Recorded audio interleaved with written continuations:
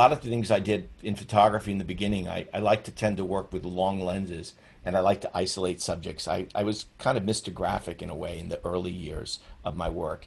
It wasn't until I started to get further and further along in photography that I began to understand that you could make wide pictures that were also very graphic.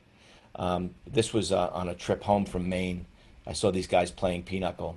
It's one of those things you see and you jump out of the car and don't ever stop. I always say to people, "Oh, well, I'll come back tomorrow and grab that." It'll never look like it does the time you see it. So it's so important to shoot it when you see it. These guys literally left about 30 seconds after I took this exposure.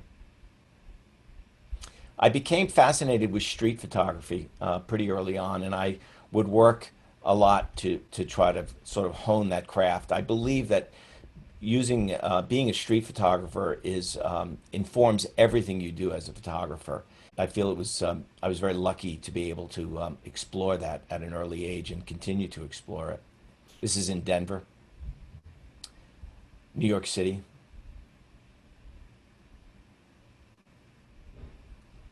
This is, of course, one of the great ticket tape parades in New York City. I always would love to shoot parades, anything where I felt there was going to be a lot of activity, and what we call, a prime hunting ground for photographs. This was on my honeymoon. It's Cabo San Lucas.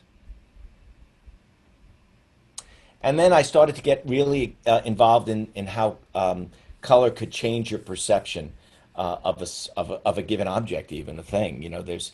This is a wall in Mexico City. It's actually if you look closely, if you cover the yellow, you'll begin to see the pink wall is actually perforated. It's like a corrugated wall.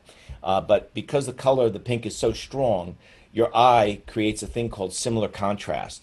And this is a concept that I began to really get excited about, and I started to explore in many different pictures over the years.